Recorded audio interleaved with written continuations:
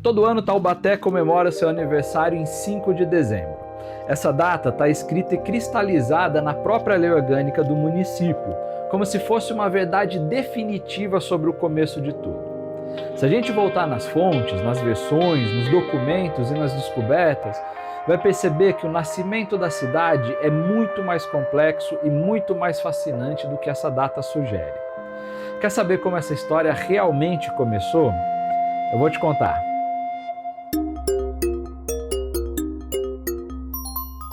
Boa parte do que sabemos sobre a fundação de Taubaté cabe em alguns poucos parágrafos do livro História da Capitania de São Vicente, uma coleção póstuma da pesquisa de Pedro Taques de Almeida Paes Leme, escrita no século XVIII. Foi ele quem primeiro compilou e narrou a saga de formação do então povoado de São Francisco das Chagas até sua elevação à vila. É um texto que se fia nos documentos oficiais expedidos pelo governo da então capitania de Itanhaém, consultados pelo autor no arquivo da Câmara de Taubaté. E por ele, a gente entende que Taubaté tem muitas datas importantes.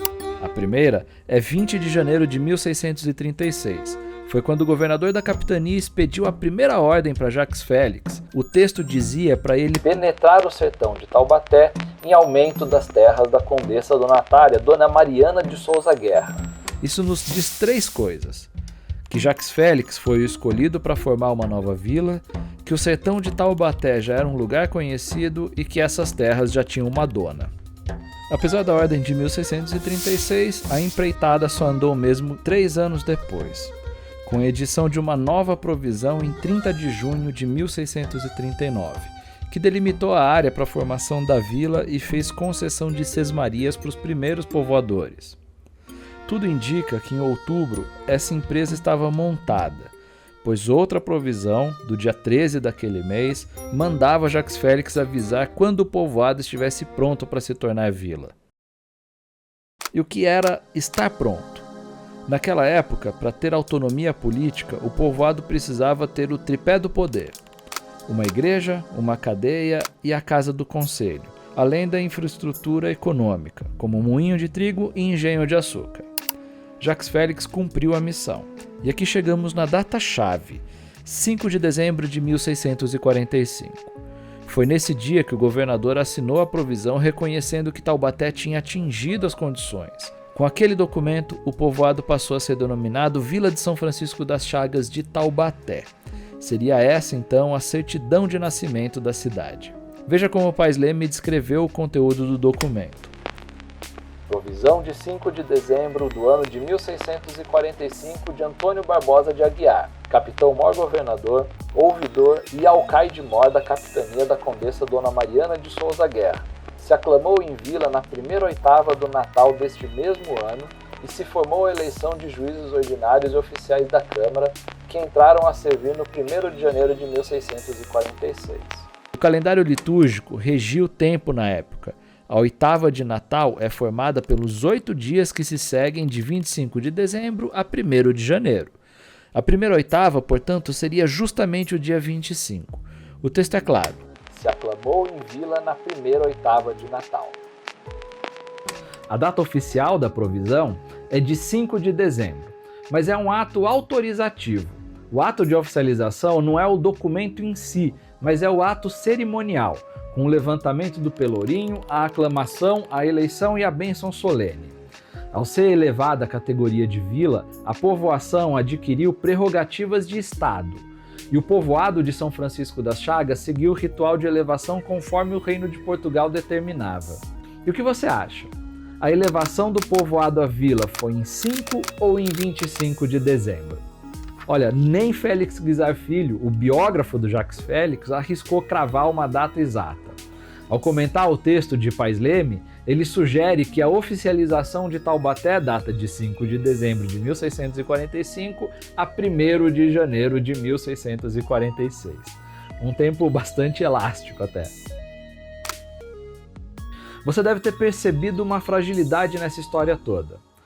Toda ela é contida em um único relato escrito mais de 100 anos depois daqueles eventos. Os documentos que Paes Leme disse ter contato desapareceram. Mas olha, a história é uma caixinha de surpresas. Em 1984, o paleógrafo Elvésio de Vasconcelos estava fazendo uma pesquisa para si próprio.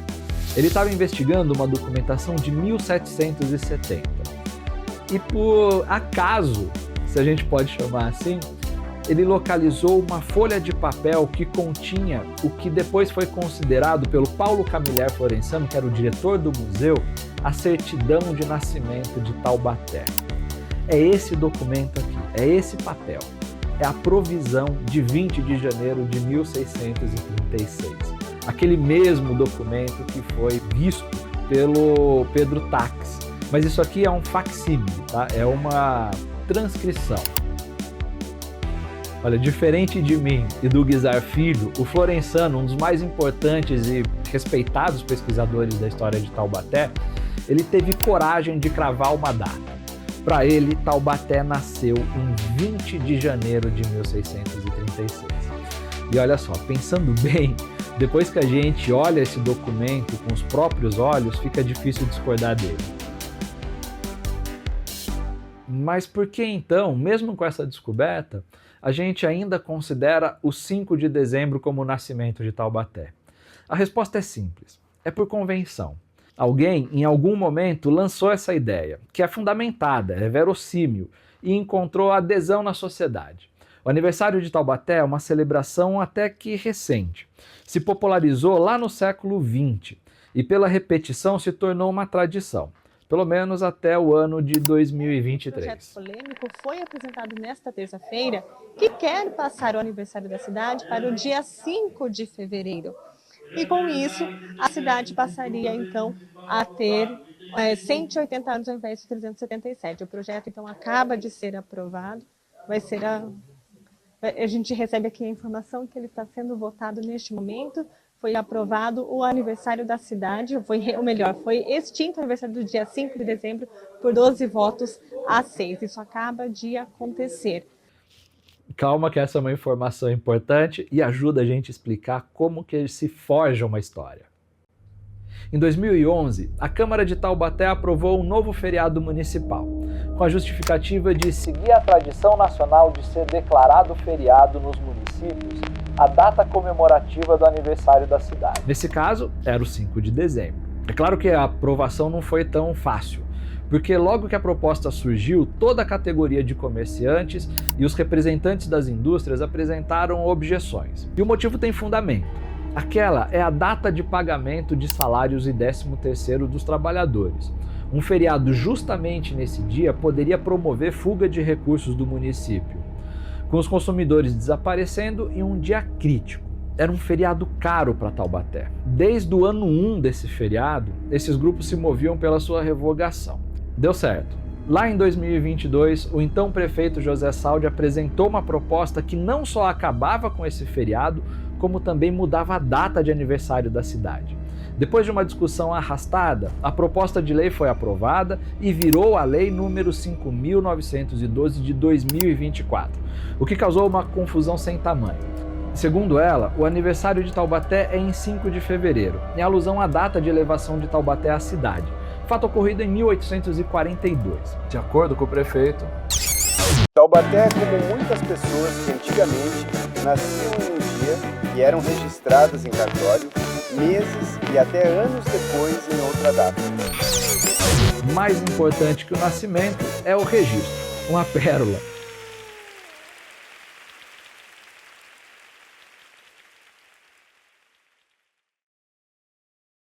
Quando a prefeitura apresentou a proposta para a Câmara, alegava que fazia para reparar um equívoco histórico, que teria feito essas observações resgatando estudos de vários historiadores, dentre eles da senhora Maria Morgado de Abreu, que citam a lei de 1842, elevando Taubaté à cidade. É com essa justificativa que o prefeito propôs uma correção da data de aniversário de Taubaté para o dia 5 de fevereiro. A questão é que não há nenhum indício em qualquer publicação de que Maria Morgado de Abreu tenha feito qualquer sugestão sobre o aniversário de Taubaté sem fevereiro. Não há, e eu te desafio a localizar alguma coisa assim. Na época, a prefeitura foi questionada sobre isso e sobre quais seriam os estudos de vários historiadores consultados, e a resposta foi um constrangedor silêncio. A prefeitura se valeu de uma manipulação intelectual desonesta na citação de Maria Morgado de Abreu. Falecida em 2008, Maria Morgado é uma autoridade inconteste na historiografia local. Ao invocar seu nome, o executivo buscou blindar o projeto contra críticas, sugerindo que a mudança era um desejo póstumo da intelectual. No entanto, a apropriação foi indevida. E para encerrar esse assunto, esse episódio lança uma sombra sobre as instituições de preservação histórica da cidade. A facilidade com que a Câmara Municipal ignorou as manifestações de historiadores e pesquisadores demonstra a fragilidade da proteção técnica do patrimônio imaterial. A gente está diante de uma justificativa fabricada, toscamente fabricada e sem lastro nenhum. O problema não era a revogação do feriado, é a mudança do aniversário. Ao fazer isso, Taubaté abriu um precedente que eu acho bastante perigoso, o de que a história é flexível demais, um recurso que a gente molda conforme a conveniência. Com vontade política, revoga-se até o passado. Olha, eu vi nisso uma oportunidade de contar de novo a história de fundação de Taubaté. A meu ver, bastaria revogar o feriado sem corrigir a história. O que foi feito foi piorar o soneto. Bom, é isso. Esse é o primeiro vídeo da nossa série dos 380 anos da colonização de Taubaté. Segue a gente nas redes sociais, Instagram, Facebook, onde mais você encontrar a gente. É sempre Almanac Europês, aqui no YouTube, em todas as outras redes. E te espero para o próximo vídeo. Até logo, vamos celebrar Taubaté.